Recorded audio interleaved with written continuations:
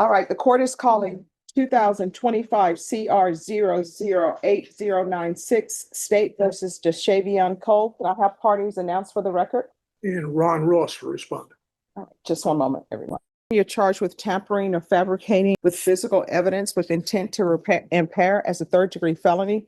Range of punishment is anywhere from 2 to 10 years in prison and up to a $10,000 fine. All right, so this is the run concurrent with 2025 CC 008119. Did you understand that to be the plea? Yes, ma'am. Then to the offenses charged, how do you plea? Guilty. Off the record for a moment. So what is his criminal history? 1 second. He is 17. He's 17. Okay. He has predominantly juvenile criminal history, Your Honor, from what I remember. Mm-hmm. It's all out of another state, so what I can tell you is it's kind of limited as far as. No, I mean, what is the But juvenile It's, history? he's been charged with, I just don't know what the dispositions are. He's been charged with, a misdemeanor level assault, domestic violence. It says that it was the juvenile order of guilt, but not reported as a conviction. Okay. And then larceny. Mhm. The same comment about the order of guilt, but not reported as a conviction. Another larceny, receiving stolen property, assault, another assault. Okay. Why were you in Michigan? That's where I'm from. All right. So, but no, it says that you left Michigan to come here. Yeah. His mother lives here now. Oh, I'm sorry. No. Yes. So, Yeah, my mother lives here now. all right. So is she the one who brought you to Michigan with her? I'm sorry, Judge. Oh, the reason why I'm asking is because in this, the police asked you, why did you have a gun? And you said because of things that had happened in Michigan. Oh no, I'm sorry if you misunderstood. If they misunderstood, but it was something that happened here. It was something that happened here. That's why. So, May I think I understand a little bit about the background. If I understand correctly, correct me if I'm wrong. He was shot and Yeah. then he was sent to Michigan where I think his father lives or a family member lives to. No, I was shot last year, like after moving here. I lived in Michigan my whole life. so in Michigan, who lived with you in Michigan? My father. All right. So your mom didn't live with you in Michigan. No, my mom, she did up until 2021. My mother moved here and I moved with my father. So your mother moved to Texas. Yes. And you stayed in Michigan with your father? Yes, ma'am. So why did you leave Michigan? I left Michigan to move here. My mother and my father recently just passed away. No, but I mean before that, because in here, there's a statement from your father to the police saying that you didn't want to follow his rules in Michigan. That's I mean, that's what it says in the police report. I left Michigan because my mother, if she was here, she would tell you. But my mother, she wanted me. She didn't feel that my father was fit to like take care of me. All right, he's saying that you left because you didn't want to follow his rules. Off the record for a moment. All right. That I'm just reading what's in the police Yes, report. ma'am. So what's in the police report is your father is saying that he had previously lost another child by accidentally driving and hitting them. No, And then, I'm sorry, go ahead. that was my mother. That was my little sister on my mother's side. All right, then this police report is all wrong. Yeah, I'm sorry, Judge. No, no. It's hard to understand. No, I mean, then the police report isn't written correctly because I'm just reading what is in the police report and I'm trying to figure out why would you have a gun in your bedroom at your mom's house? Yeah, that's because I'm sorry. No, go ahead. That's because last year, after moving from Michigan, I was shot recently here, not in Michigan, here. And what happened in that case? I was walking outside my house, like people were shooting at each other. I was caught in the crossfire. Mhm. So do you have gang affiliation? No, man, All right. So, and what's with all this juvenile stuff? that was me being a young, dumb kid. I mean, well, it seems like you're still doing that because I still don't understand why you have a gun in your house. Did you tell your mom there was a gun in the house? No. And then your brother gets shot with the gun and you're trying to cover it up. Then your mom ends up getting arrested. And I understand tensions run high, her child's been shot, Yes, but you're just bringing chaos to your house. yes, man. I understand. How far did you go in school? To the 10th grade. All right, But- why? out because like those juvenile cases, I was in school in juvenile. So like out of juvenile school, like 10th grade, but I'm really in the 12th grade right now. Well, I mean, by age, you may be in 12th No, grade, I'm talking but about credit. Well, okay. But sometimes by knowledge, not 12th grade. So before you were taken into custody, were you in school? no, man, Why not? because the school year was ending, and I just moved here. So my mom and we were moving like a lot of places, so we were trying to find out which school would be best for me. All right, why are you all moving in a lot of places? Because I'm sorry, but I had recently, like I said, I had got shot. So we were moving away from there. Cause I was going to start school and then I got shot. My mom didn't want me like around, cause the area we were in was not a good area. So we moved and it was a school right by my house. I actually was starting to go. All right, in your 17 years, you have done nothing with your life but cause chaos, confusion, and hurt, going in and out of juvenile detention. For what reason? Who knows? What reason is it? We will find out. Why won't you do what's right? Why won't you follow the law? And it's not that, man. It's just I mean, no, as it is that. as I got older, I realized like I understand like severity of this case right now. Like I think about it every day. But like I was trying to change my life for the better. Like all that juvenile stuff, like it's been years. Like that was years Well, I ago. don't even understand why you were doing juvenile stuff. I don't understand that. It's life is simple. You go to school, get your education. Yes, man. Unless you're saying your mom is a bad mom, I don't know. I'm not in your household. So then it's you. Why won't you follow rules? And why are you out here tattooing? And what is that? A bag with money on it? Yes, man. What's that supposed to mean? It's just I just like the tattoo. It's not a that tattoo has not been done well. And let me just tell you, everybody out here with all of these tattoos, that's fine.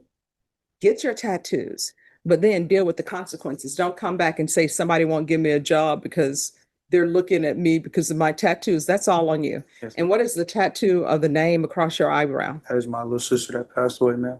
All right, so why put it above your eye? I was young when I got this tattoo. I How felt old? like I was 15 at the time. All right, so you're 15 years old. Who is letting you get a tattoo? Your mom? No, I didn't live. That's when I lived with my father. Your father said, That's why- oh, your father took you to the tattoo shop and allowed you to have a tattoo? No, man. So you're not obeying anybody's rules. You're just doing what you want to do, acting as though you're an adult. Have you ever had employment? Yes, man. Doing what? I worked here.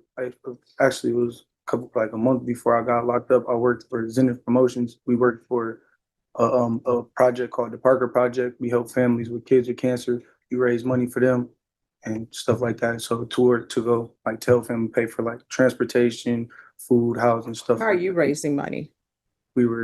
It's like donate, like it's community funded basically. Like like you see those people that stand outside of the stores like Walmart and stuff. Mhm. And we got like waivers. Let me just tell you, if I place you on probation, that's going to be something that you do in your spare time. That's not going to be your employment. Yes, I understand. You are very lucky that your brother didn't die. I understand. I think about that every day. All right, the court is going to sentence you to 8 years in the prison, suspended and probated for 8 years. There's a $1,500 fine. That will be probated.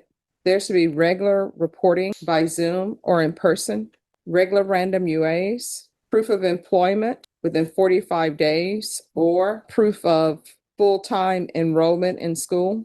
There's to be no employment as a home health care provider or with minors. Field visits 1 time per month until further notice. Gang evaluation, 200 hours of community service restitution. You're going to either have your GED or either he's going to do some type of trade school. Once that's completed, the community service hours will be deemed satisfied.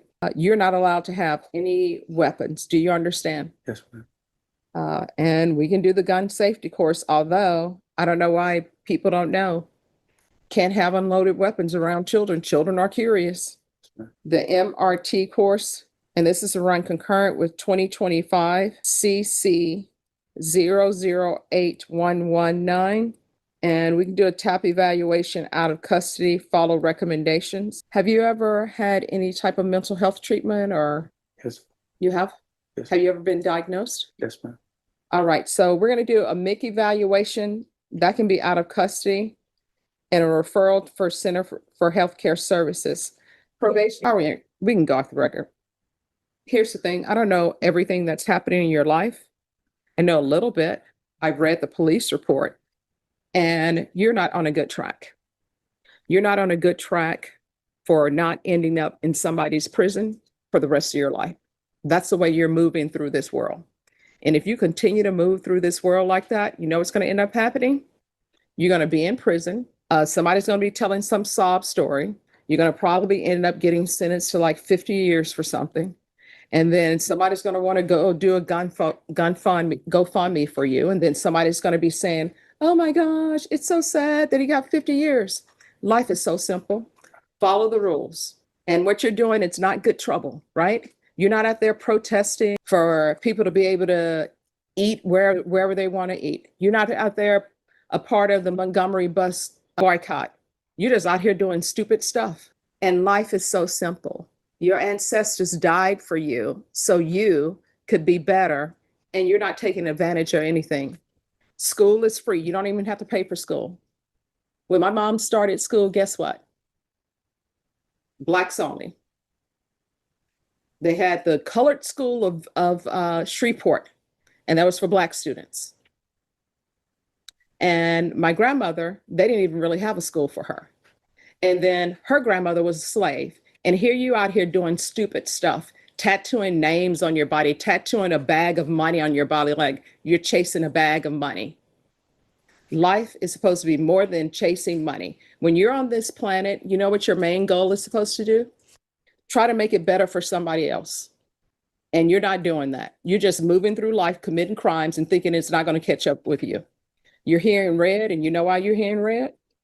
Only 2 reasons. Either there's some gang affiliation going on, or either because of your age and they're trying to keep you separated from other people. But it's not going to end well for you if you don't straighten your life out. Do you understand? Yes, ma'am. And your brother and your siblings, you're supposed to be an example for them to look up to, but they can't even come to you. If you were in my household, I wouldn't want any siblings coming to you because you won't give good advice. You're doing things that you shouldn't be doing anyway. And now that's what all your siblings are picking up. Oh, it's cool to go to juvenile. Oh, it's cool to go to jail. And I'm sure your mom has visited you or called you at the jail. Your siblings know you're at the jail. They're thinking all of that's cool, and it's not. So if you don't change, you're going to end up in prison. And what I can tell you in this court, communication is key. Your attorney will tell you, I don't take joy in sending people to prison, but I will. He says, you're 17. Guess what? 17-year-old can go to prison just as well as anybody else. And you're looking at 8 years in the prison. And 8 years in the prison is different from juvenile. Do you understand? Yes, ma'am. You are now viewed as an adult in the system, even though you're only 17. And if you don't get it together, you're going to end up in prison. Yes, ma'am. And you know what will happen? I'll remember that I sent you to prison, but I'm just going to move on to the next case. Good luck to you. Good luck, sir. Thank you. Have a good one. All right.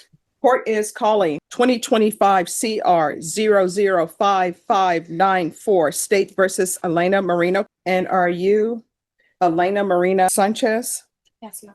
Did you understand you're charged with theft of property, $30,000 to $150,000 as a third-degree felony? Range of punishment is anywhere from 2 to 10 years in prison and up to a $10,000 fine. How do you plead? Guilty, not guilty, or no contest? Guilty.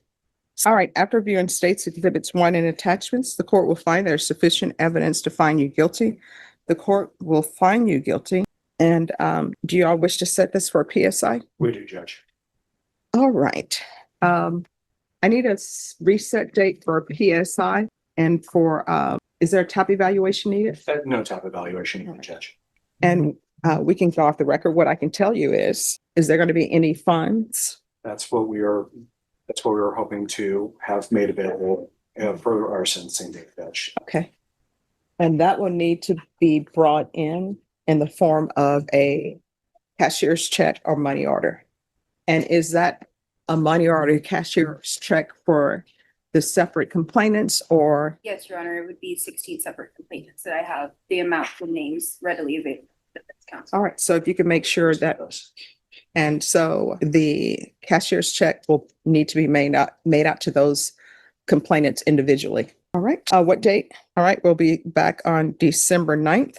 And just one quick question for the court, Judge. PSIs, have they been coming in around this time or something? I just want to make sure. Oh, no, the PSI will be done Okay. on that. Okay. Yes. Just want to confirm. I've been hearing various different, anywhere from 4 weeks to 12 weeks. So I just want to. Oh, no, it is 4 to 12 weeks, but sometimes it's here sooner than that. So Bashan is saying, yes, we will have See it. that look Yes. at our face. I just wanted to confirm. Thank you. Yes. Judge. All right. Thank you. Once you sign the reset form and speak with the probation officer, you're excused. All right. Thank you. You're welcome. Thank you. Yes. After she's done handling her probation paperwork, is there a chance that we could take her through the back this way? Because there may be media out there that she doesn't need to face. And Oh, that's not media for her, is it? It's not. I don't know. That, I think that's for something else. Was it for something else? Yeah. Okay, because we weren't too sure. Her case has been in the media. So No, I don't. I usually at home reading a book. yeah, you know what? I don't. Maybe it serves me. Maybe it doesn't. But I don't usually watch a lot of local news. So Hey, I don't know unless somebody tells me. I'm like, well, oh, that's fine. It's been. no, I don't think so. I think they have a trial or something that's Okay. going on. I got it. Is that correct, Deputy Laura? That's for, I just wanted to ensure because I know it has been in the news. okay, thank you. Want them. No, Mhm. no, I don't. I don't need that. I'm advertising, but I don't want to advertise that. All right. Is there anyone else? The owner of Angelic Monuments was arrested again. Elena Moreno, 48, is charged with theft between $30,000 and $150,000, a second-degree felony. From August 2020 through around April 2023, 15 victims met with Moreno at Angelic Monuments. The family spent a combined total of $42,264 on the headstones, according to San Antonio police. Their payments ranged from cash, checks, and credit cards. Moreno would request a large amount of cash to guarantee the purchases would be paid for before ordering the custom headstones. After contracts were signed, the victims were not able to reach Moreno, saying it was rare for her to respond. According to police, Moreno intended to keep the victims' money and not produce the headstones. Police said Moreno has not provided any of the headstones to the victims and has not refunded them. Previous legal troubles. Moreno was previously arrested after a family told police they wrote a $8.508.09 check for a headstone that never came. The arrest affidavit said Moreno gave the family a 9 to 12-month delay because of COVID. The family attempted to reach Moreno from October 12, 2023, until February 12, 2024, but said Moreno would barely respond. Then, they got a notification from First Memorial Park Funeral Home advising them that other families who purchased headstones for Moreno also had issues getting them. In late February, media reported a story about a group of families who said the owner of Angelic Monuments took their money but never delivered the headstones they ordered for their loved ones. After that story aired, more families came forward, saying the same thing had happened to them and none of them could get a hold of the company's owner, Elena Moreno. It hurts to go and visit him. He has no stone, Veronica Sanchez said through tears. Veronica lost her father in September 2022. In February 2023, she ordered him a headstone through Angelic Monuments, paying $4,252. She sketched it out the way we wanted it. She was very nice, Sanchez said. However, 3 months after she paid, Sanchez could not reach Moreno. 6 months in, Moreno called to tell Sanchez she was having to close her business due to a personal situation. I felt bad, and I said, I'm sorry to hear that. However, that has nothing to do with my contract. And from that point on, we never heard from her, Veronica said. It has now been over a year since she ordered the headstone. Veronica is one of 6 new families who contacted media about their loved ones' headstones. One bought the stone for herself as preparation. This was after the first news report, which included 6 other families who said they paid for headstones but never received them. New families came forward having spent a combined total of almost $15,000. Adding that to the more than $26,000 the first group of 6 families paid, that grand total is around $40,000. When the story ran, Moreno deleted her Facebook page, and her 3 different phone numbers no longer worked or went unanswered. Now, the Facebook page seems to be up and running again, and it also looks like she now has an active TikTok page. After that first story ran, Sanchez said Moreno finally contacted her, giving her a new phone number and the address to what she called her new business location on Commercial Avenue. Because I was very persistent in contacting her. I would call her 3 or 4 or 5 times a day. I think she probably got tired of it, Sanchez said.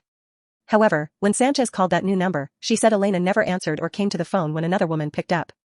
Sanchez said her sister then called the number and got a hold of Elena, who she said seemed to be back in business. She was very professional about the call. She said, yes, I sell headstones and what are you looking for, Sanchez said. Then, her sister gave her dad's name and asked about his stone. Her attitude changed from that point on, and then she kept hanging up on my sister, Sanchez said. KSAT decided to go to the new location during business hours as well. It was locked. We called and left messages 3 times that have not been returned. The business name on the door is not Angelic Monuments. It is a company that says it offers life insurance and funeral services. The assumed business name certificate filed with the Behar County Clerk's Office shows that the paperwork was filed on February 24, 2024. That company is owned by another woman, not Elena Moreno. We chose not to mention the business name at this time because we don't know how closely that owner works with Moreno, if at all. KSAT could not get a hold of that business owner either. Several families filed claims with the Better Business Bureau, which has now opened an official investigation. When the first story aired, the Better Business Bureau, BBB, had not launched that official investigation yet. When we asked what changed, BBB Senior Director of Media Relations Jason Meza said, it was prompted by the large volume of responses, complaints, reviews, and response to the story on KSAT as well. Meza said the investigation would be serious and thorough and could take weeks or months. Everything we find with redacted information, we put on our website on bbb.org so anyone can go look at what we know, what we've seen, he said. That basically serves as a warning to other potential customers, but they will also turn their results over to law enforcement. We're not an enforcement agency.